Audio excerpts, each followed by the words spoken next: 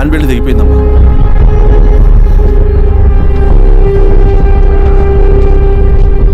ఏమైనాది? Belt దిగిపోయింది sir. Shirisha garu, ఇప్పటికే late అయిపోయినది, మనం జీప్లో పోదాం రండి.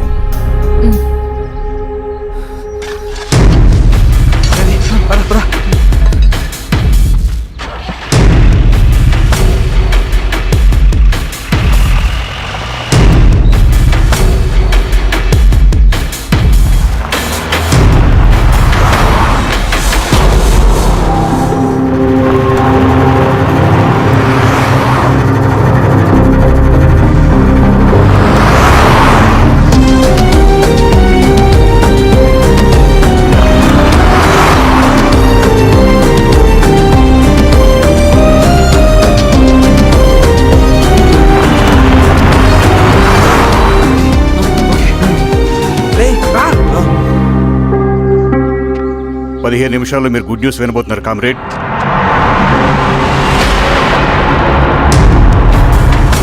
రవి వెళ్ళి చూడు.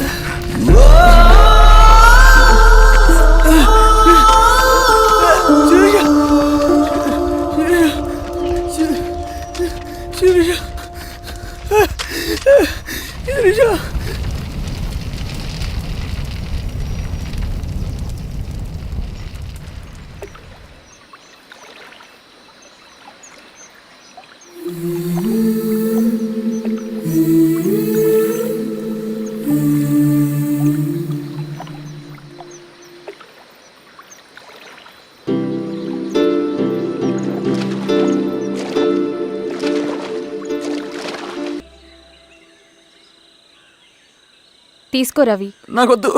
తిన్ రవి, ఎన్నాళ్ళు ఇలా ఉంటావు? నాకొద్దు.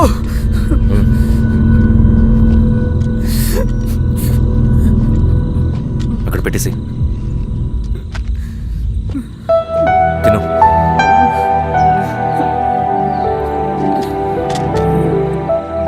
తినకపోతే చస్తావు. నేను చచ్చిపోయినా బాగుండేదన్నా. చేతకానడు పిరుకోడు మాత్రమే ఏడుస్తూ కూర్చుంటాడు. నువ్వు ఏడుస్తూ పిరుకోడని ప్రూవ్ చేయొద్దు.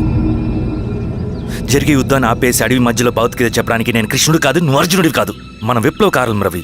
మనకి డ్యూటీస్ తప్ప ఎమోషన్స్ ఉండకూడదు. ఈ చేతులు అయ్యా నాకు అన్యాయం జరిగింది అని చెప్పి ఏడ్చే వాళ్ళ కన్నీళ్ళు తుడడానికి, మనకి మనం ఓదార్చుకోవడం కోసం కాదు. ఎన్నిసార్లు గాయపడినా సైనికుడు వెళ్లాల్సింది యుద్ధానికే. సిద్ధంగా ఉండు.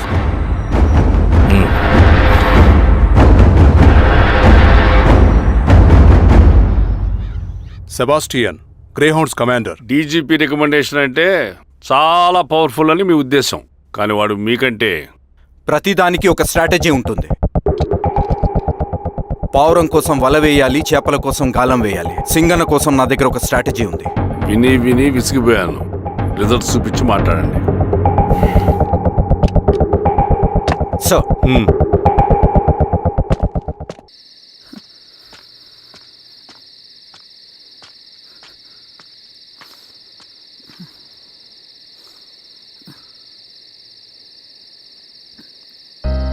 ఏమైపోయావన్నా ఇన్ని రోజులు?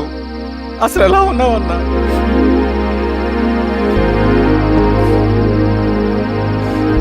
కాఫీ ఇస్తావా? తెస్తాను తెస్తాను.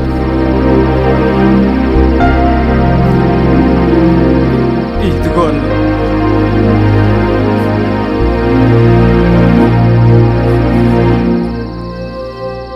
అన్నా, శిరీష గారు నీకేమనేది ఇచ్చారన్నా?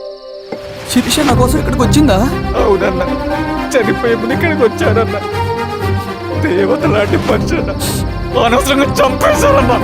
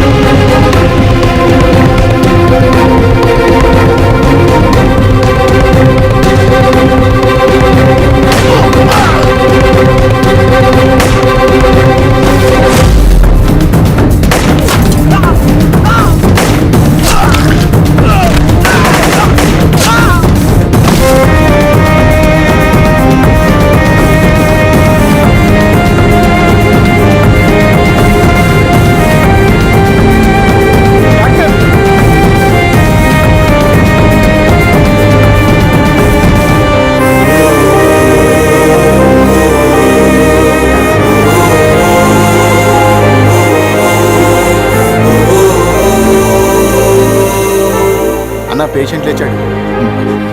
అన్నా అన్నా ఎక్కడికన్నా? రే నా పనుంది ఆగురా. అన్నా రే ఆగు. అన్నా అన్నా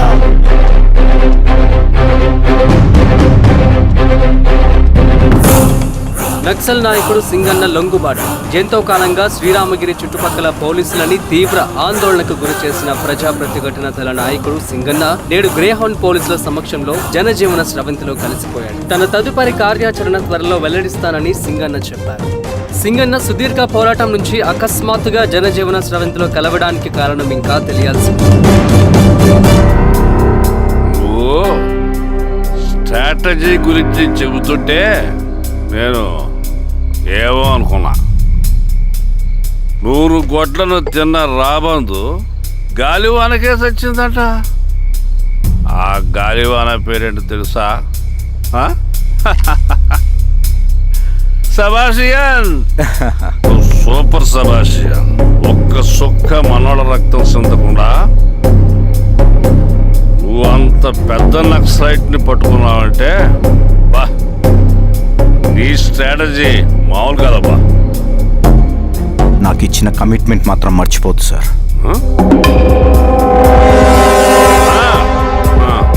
చేసాబో తీసుకో. పోయొస్తా. సూపర్ అబ్బా, సూపర్.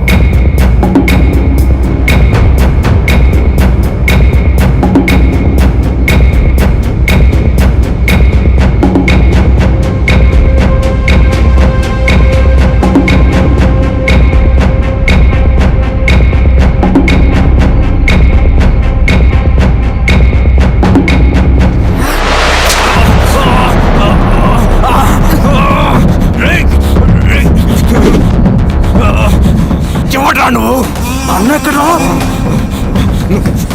నువ్వు సింగన్న మనిషివా? అడిగిన దానికి మాత్రం సమాధానం చెప్పు. సింగన్న కోసం చేస్తావా? భవిష్యత్తు గురించి ఇప్పుడే మాట్లాడా? జీవితం మీద ఆశుంటే చెప్పరా? నాకు టైం లేదు. చెప్పను. నీ గొంతులో దిగిన మామూలు కత్తి కాదు, విషం పూసిన కత్తి. 2 నిమిషాల్లో నీ చావా బతుకు డిసైడ్ అయిపోతాయి. చెప్పు. చెప్తాను. శ్రీనివాస లాడ్జిలో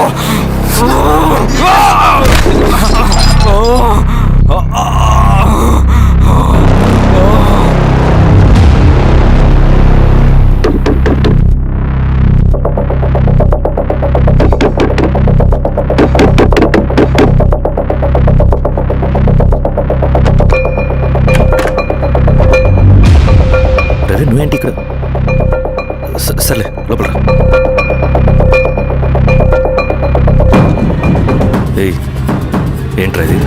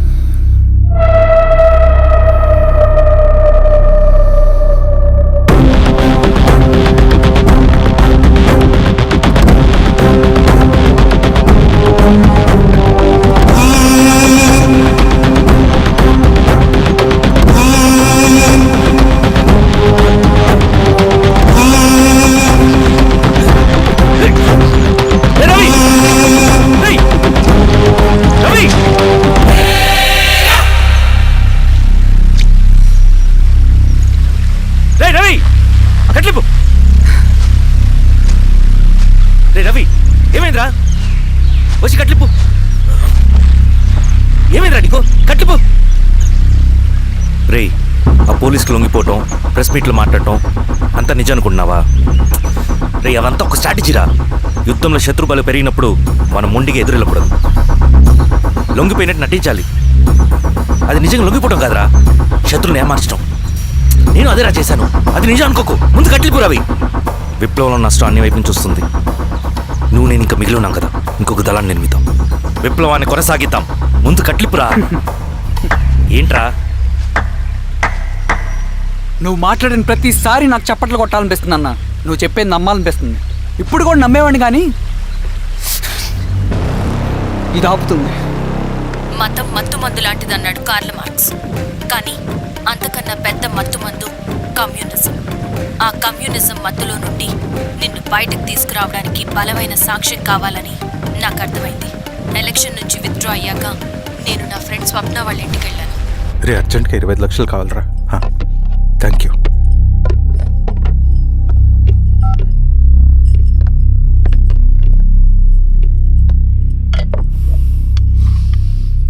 చాలు.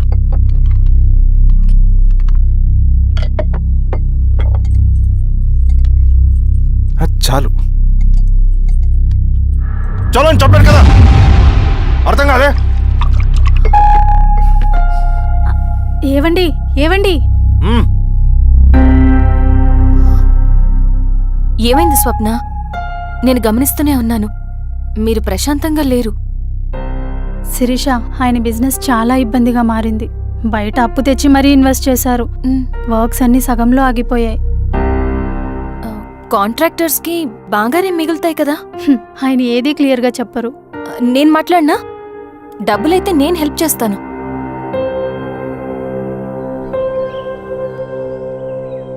అన్నయ్య, చెప్పమ్మా. మీరు డబ్బు గురించి ఏదో ఇబ్బంది పడుతున్నారని అర్థమైంది. అవునమ్మా, ఈ ఏజెన్సీ కాంట్రాక్టర్ బతికే ఇంత ఏది సాఫీగా ఉండదు. అన్ని వైపుల నుంచి అడ్డంకులే. ప్రజల ప్రయోజనం కోసం బిల్డింగ్లు బ్రిడ్జ్లు కట్టాలి, అడ్డమైన వాళ్ళకి లంచం ఇచ్చుకోవాలి. ఇప్పుడు ఈ నక్సల్స్ ఒకళ్ళు తయారయ్యారు. నా బ్రతుక్కి పని పూర్తయ్యేదాకా ఫండ్స్ లిస్ట్ చేయరు, వీళ్ళేమో పంచాయనివ్వరు. ఏం చేయాలో అర్థం కావట్లేదు. నక్సల్సా? నక్సల్స్కి ఏంటి సంబంధం? అదే కదా సమస్య. బయట ప్రజల కోసం మేము ఉన్నామంటారు, లోపల ఎక్స్ట్రాషన్కి అలవాటు పడ్డారు. ఎవరు కరెక్ట్గా లేరమ్మా. ఎక్కడి వాళ్ళన్నయ్య? పినపాకం మండలం నక్సల్స్ 25 లక్షలు అడిగారు.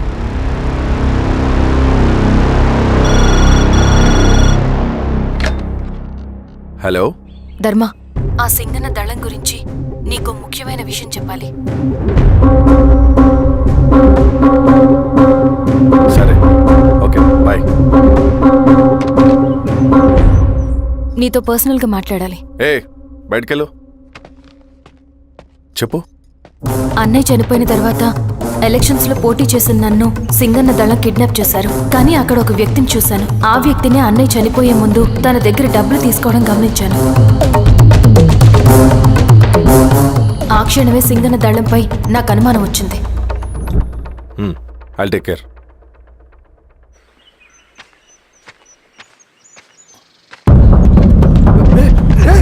భయపడదు, మేము చంద్రుడు మనుషులు. నన్నేం చేయకండి. కూర్చోబెట్టండి.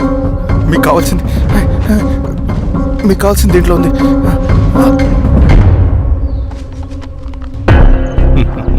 కాంట్రాక్టర్ డబ్బులు కదా, కొత్తగా ఉన్నాయి.